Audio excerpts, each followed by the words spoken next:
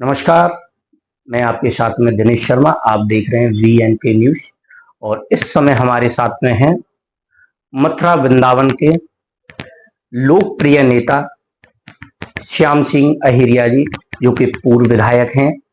कल हाल में उनकी मुलाकात उत्तर प्रदेश के मुखिया योगी आदित्यनाथ जी से हुई थी।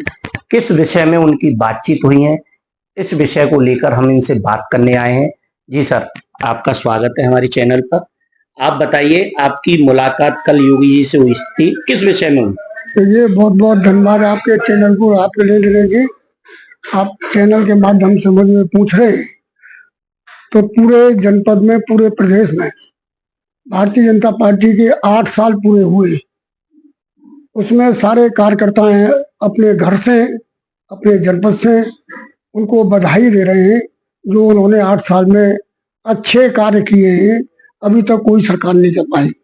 गरीब से लेके किसान तक, मजदूर से लेके व्यापारी तक, और किसान से लेके महिलाओं तक और बच्चों तक, छात्रों तक, सभी के लिए कार्य उन्होंने सराहनीय कार्य किए। इसलिए सारा प्रदेश उनको बधाई दे रहा है और बधाई देने आ रहा है। हम लोग भी अपनी समाज की तरफ से एक प्रतिनिधि मंडल लेके गए और 8 साल की उनको बधाइयां दी और काम के बारे में चर्चा की। और उसके बाद में हमने 8 साल अग्रिम और बधाई दी कि अगली सरकार भी आपकी 2027 की भारी बहुमत से बनेगी। इसके उद्देश्य से हम लोग गए थे।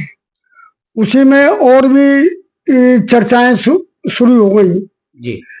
जनपद के जो काम, मथुरा निजी 8 स्थान उन्होंने तीर्थ स्थल घोषित किए। उनकी सीमा के अंदर कहीं मीठ, कहीं दारू नहीं बिकेगी, नक्सल। तो उसमें बड़ी महिलाओं के लिए बहुत सुविधा मिली, छात्रों के लिए बहुत सुविधाएं मिली। जो उनका पैसा बर्बाद होता था, अंदर यात्री आते थे, देश विदेश से मथुरा में यात्री आते, तो उनको लिए भी राहत मिली। कोई दारू पीता नहीं मिलता, कहीं अंडे नहीं मिलते, कहीं मांस नहीं मिलता। तो तीर्थ स्थल घोषित करने से बहुत बड़ा मथुरा को शगुन मिला है। बाकी तीर्थ विकास परिषद द्वारा जो उन्होंने एक बोर्ड बना दिया मथुरा का, जिसमें शैजाकांत जी उसके उपाध्यक्ष हैं। पूरे मथुरा में जहां ब्रज 84 कोष की स्थान है, उन स्थानों तक सड़कें पहुंचाई, सीसी रोड भी बनाई है। जो हमारे कुंडों में झाड़ियां उपज रही थी, पेड़ उपज रहे थे, उनकी सफाई करके उनका शुद्धिकरण किया है।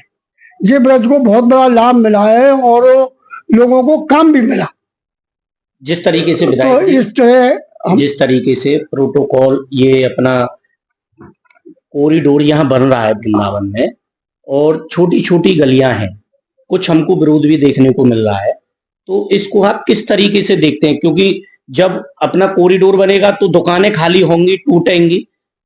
कुछ वहां के स्थानीय हैं, वो विरोध कर रहे हैं, तो इसको किस तरीके से देखते हैं? देखिए, किसी व्यक्ति का थोड़ा सा नुकसान भी होता है जी, और हजारों आदमियों को लाभ मिलेगा। जी, जैसे कॉरिडोर अभी एक योजना है कि हाईवे से लेके जी, और जमुना एक्सप्रेस 16 किलोमीटर का बाईपास 6 लाइन का बनाया जाएगा।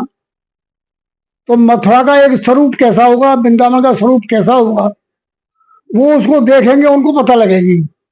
आज जो है साइकिल निकाल के जब आदमी ले जाता है और छोटी गली है, वो उससे टकरा जाता है।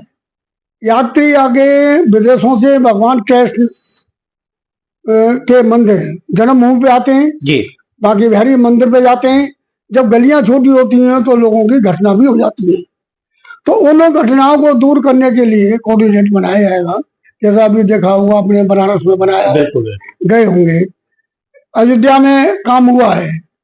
तो ये सारे काम जो हुए हैं, कोई पर्सनल पार्टी के लिए नहीं हो रहे, आम जनता के लिए, देश विदेश से सभी लोगों को हो रहे हैं। ये सब आप मानते हो कि किसी की बुक से फट जाए तो उसको तकलीफ होगी।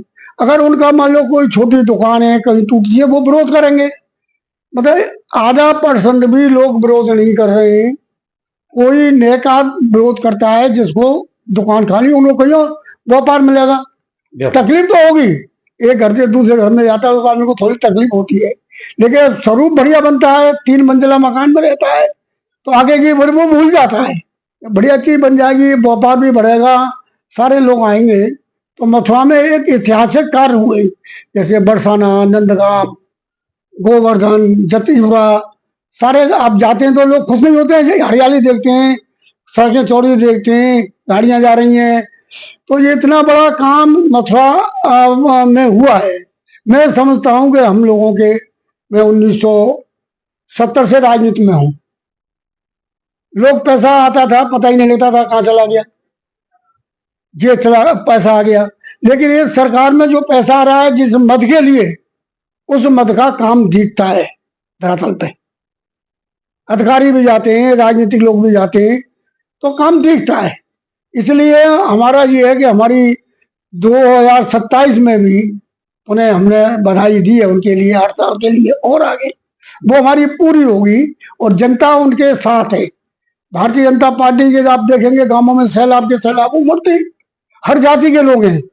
पहले अनुसूचित जाति के लोग नहीं जुड़ते थे, अब अनुसूचित जाति के छोटे छोटे ग्रुप और सारे लोग भारतीय जनता पार्टी में जुड़े। जब हम राजनीति करते थे तो बड़ी मुश्किल, एक आदमी नहीं मिलता था भारतीय जनता पार्टी के गांव में, जाके खाद डाल के बैठ जाते थे और एक परिवार में एक गांव बच्चा खड़ा करते थे कि हमारा नेता है, तो उसी को नेता बना देते थे। धीरे धीरे गाँव में जाते थे तो बड़ी कठिनाई होती थी हम लोगों को। हमसे वरिष्ठ थे बाकी बारी मोहसी थे, अनिल कमल साहब थे, तो इन लोगों ने बहुत मेहनत करके पार्टी को बढ़ाया। आज आप लोगों के सभी के सहयोग से पार्टी हमारी केंद्र में, हमारे मोदी जी कितना बड़ा काम कर रहे हैं। जिस तरीके से आप योगी जी से मिले हैं, हाँ, यहाँ सभी लोग अटकलें लगा रहे हैं, हाँ, 2027 के चुनाव आ रहे हैं, कहीं हाँ, ऐसा तो नहीं आप तैयारी कर रहे हो? नहीं, तैयारी तो हम लोग उसमें रोजाना करते हैं, रात में, दिन में तैयारी करते हैं, दोपहर को तैयारी करते हैं। पार्टी का कार्यकर्ता तैयारी में लगा रहता है कि भाई पार्टी को कैसे बढ़ाया जाए, पार्टी की तैयारी में ही लगा रहता है कार्यकर्ता। विपक्ष नेता कुछ ये कह रहे हैं कि कल आपने मुलाकात की है तो ऐसा लग रहा है कि 2027 में कहीं टिकट का कोई उद्देश्य तो नहीं है? टिकट पार्टी दे दे, कोई और जिम्मेदारी दे दे तो उसको हम लोग निभाते हैं, उसमें कोई ऐसी बड़ी बात हो। अब कोई जिम्मेदारी, ऐसे घर में शादी होती है, विवाह होता है, चाचा को काम कुछ मिलता है, ताऊ को कुछ मिलता है, बाबा को कुछ मिलता है, ऐसे ही ये परिवार की तरह हमारी पार्टी है। जो काम मिलेगा उस काम को हम पूरा करते हैं, उसी में दिन रात लगते हैं हम लोग। भारतीय जनता पार्टी का हर कार्यकर्ता और हर नेता हर समय चलते फिरते तैयारी, कब चुनाव आ जाएगा, कब कौन सा काम आ जाएगा, कहाँ किसी कार्यकर्ता पे कोई मुसीबत आएगी, कहाँ कहीं हमारे समाज